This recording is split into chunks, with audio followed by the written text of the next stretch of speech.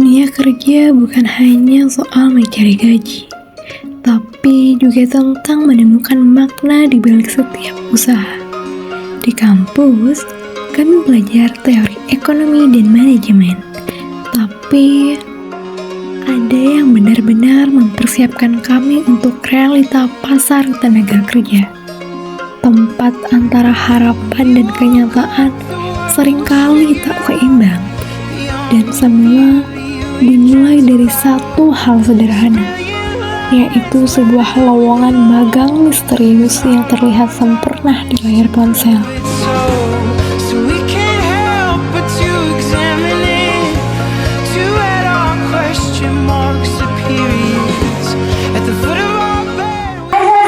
Lihat nih, ada lowongan magang startup baru loh.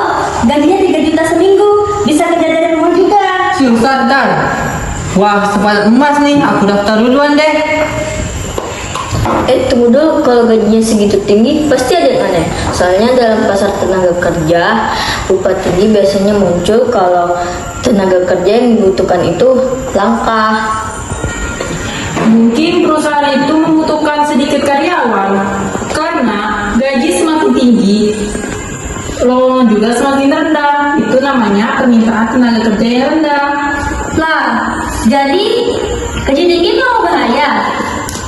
Bukan bahaya, cuman belum tentu seimbang, kayak teori permintaan dan penawaran tenaga kerja. Semakin tinggi upah yang ditawarkan, maka semakin sedikit perusahaan yang mau rekrut kita. Ah, teori doang. Aku daftar duluan deh, siapa tahu rezeki. Jangan lupa saya baca deskripsinya dulu, soalnya kemarin aku juga apply, tapi malah disuruh isi surveiannya. Kita daftar bareng-bareng aja biar kita bisa bantu-bantu kalau kita kena tipu.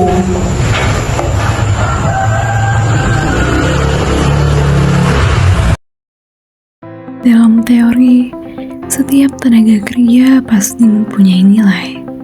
Tapi di dunia nyata, nilai itu diuji bukan dari ijazah, melainkan dari seberapa cerdas kita mengenali kesempatan. Kadang, ambisi bisa saja menutup logika, tanpa berpikir siapa yang benar-benar diuntungkan. Permisi, kalian rame banget ya. Pada wawancara magang ya? Startup gede gajinya. Hati-hati ya, dunia kerja itu tidak selalu tepatin janji.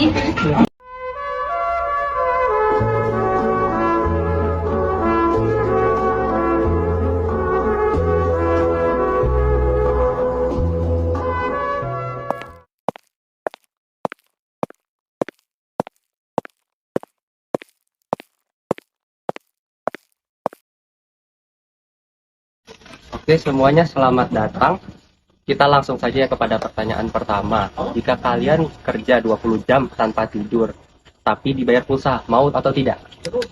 Tergantung pulsanya sih Pak. Kalau unlimited sih bisa. Dalam manajemen SDM, kompensasi seharusnya sebanding dengan produktivitas. Kayaknya ini bukan wawancara beneran deh. Saya tetap siap sih Pak, karena niat kerja itu yang penting. Baik. Oh iya, posisi kerja kalau lolos baru tahu, oke? Mana sih yang ngerahasiain posisi karyawannya, ini mencurigakan deh. Paling mereka takut direbut pesaing, Bro.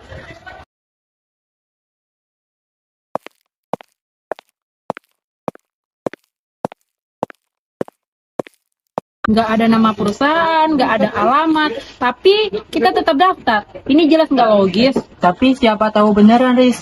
Aku butuh banget pekerjaan ini untuk biaya skripsi. Itu nanti saya coba cek alamat perusahaannya. Saya juga penasaran ini perusahaan apa. Kalian semua aktif banget ya. Jujur, saya kagum loh. Tapi saya mau minta maaf sebelumnya. Lowongan yang kalian daftar itu proyek penelitian saya.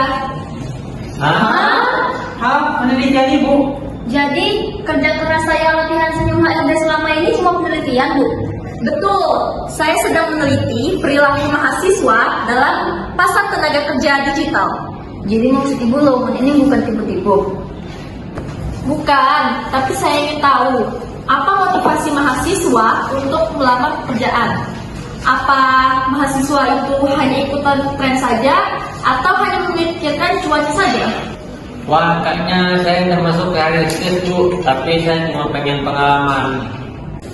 Nah, kamu mewakili tenaga kerja yang produktif, sementara Intan udah tahu Bu, saya perwakilan tenaga kerja ngantuk, tapi saya niat.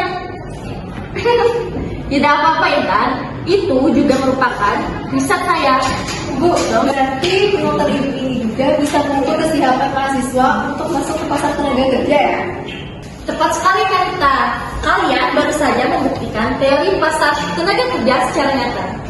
Jadi kita akan bahas pengalaman unik tentang lowongan misterius. Ya kan, siapa sangka ternyata riset itu punya dosen. Itu jadi itu aku sadar kalau pasar tenaga kerja itu kayak sistem semakin banyak tenaga kerja tapi skill sama, apa bisa jadi turun. Benar tuh, di tempat kerja saya yang mempunyai kemampuan multitasking lebih dihargai. Maka dari itu teman-teman, kita harus meningkatkan skill, jangan ngandelin IPK saja. Perusahaan itu sekarang mencari orang yang bisa beradaptasi dengan cepat. Jadi fleksibilitas itu nilai jual. Dan jangan percaya lowongan yang bayar pakai pulsa. Jadi ini bukan soft skill deh. Kalau semua siap kerja, pengangguran bisa berkurang. Nah, setuju banget tuh. Jadi inilah inti dari teori pasar tenaga kerja, di mana terjadinya keseimbangan antara tenaga kerja yang ditawarkan dan juga tenaga kerja yang dibutuhkan. Lucu ya, peluang palsu malah jadi peluang nyata buat kita belajar.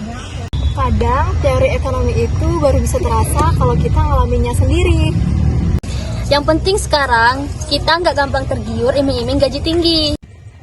Dan mulai sekarang kita fokus ningkatin skill kita supaya biar siap beneran di pasar tenaga kerja. Dunia kerja itu keras, tapi kalau manajemen diri kita bagus, kita bisa bersaing. Teori manajemen sumber daya manusia. Manusia adalah aset, bukan beban. Nah, jadi kita harus bisa ngerawat aset tersebut, ya diri kita sendiri. Ayo bikin project kecil kelas karir untuk mahasiswa lain. Setuju, namanya karir kelas, belajar dari lowongan palsu. Dan slogannya kerja keras, bukan kerja halu.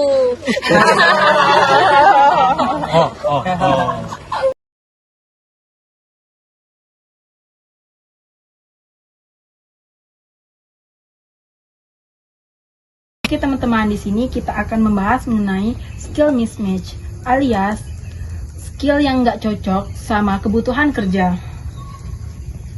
Kayak aku nih, yang jago tidur, tapi daftar di perusahaan kopi ya? Bener Tan, tapi itu justru pelajaran penting. Di pasar tenaga kerja, perusahaan biasanya cari skill yang relevan. Makanya latihan hari ini penting. Coba aku tanya, kenapa kami harus memilih kamu? Karena saya butuh banget pekerjaan ini, Pak. Itu jawaban yang jujur tapi belum profesional. Coba kamu pakai kemampuan kamu sendiri. Baik, Bu. Saya bisa cepat belajar dan bisa kerjasama dengan tim. Itu baru tenaga kerja siap saing.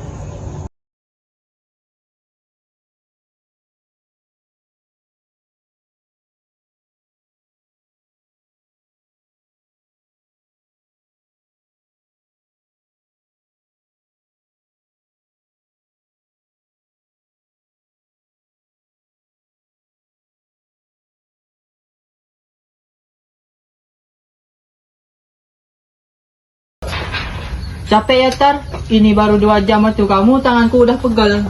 Makanya jangan remehkan pekerjaan lapangan, karena di sini produktivitas itu dilihat dari kecepatan dan konsistensi.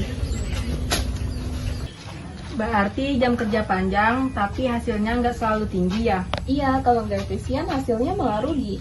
Aku baru paham kenapa upah bisa berbeda-beda, ternyata tergantung skill dan produktivitas.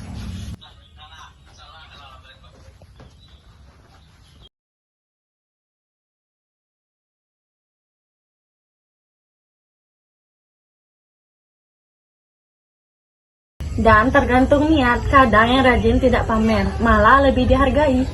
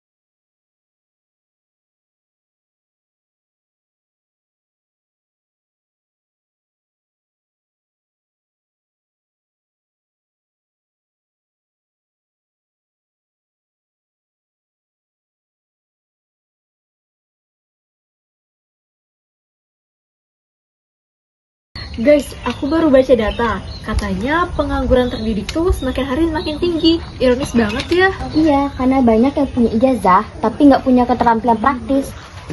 Berarti tenaga kerja gak cuma butuh otak, tapi juga otot dan niat.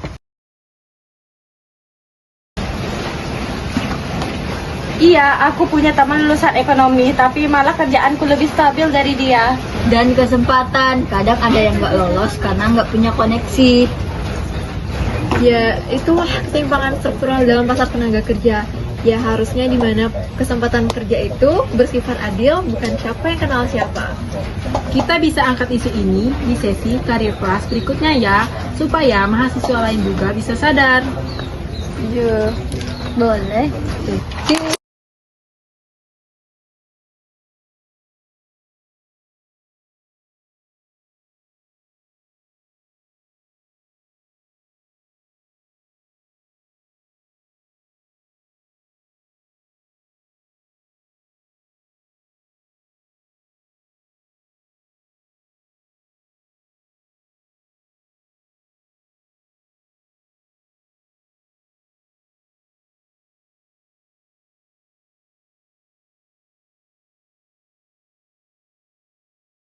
Selamat pagi semuanya. Kali ini kita akan membahas simulasi permintaan dan penawaran tenaga kerja. Oke, kita bagi jadi dua kelompok ya. Kelompok A akan jadi perusahaan dan kelompok B akan jadi pelamar kerja. Tugas kalian adalah tawar-menawar upah ya. Bu, saya akan pelamar, tapi boleh minta upah duluan nggak? Oke, silahkan. Tapi ingat, semakin banyak kamu melamar, semakin dikit perusahaan yang mau menerima. Ya udah kalau gitu kami tawarkan 2 juta rupiah deh.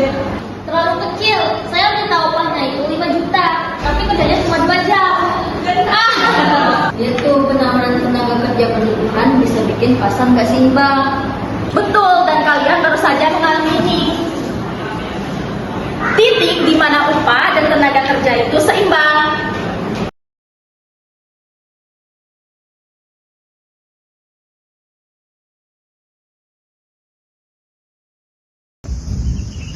Dulu aku cuma kejar gaji, tapi sekarang aku sadar kerja soal kontribusi. Nah, jadi pasar tenaga kerja itu bukan cuma tentang angka, tapi juga tentang nilai manusia yang ada di dalamnya. Dan jangan lupa, kerja keras itu keren, asal jangan kerja halu. Kalian semua membuktikan bahwa belajar bisa lewat kerja nyata. Dunia kerja sudah menanti dan kalian sudah siap.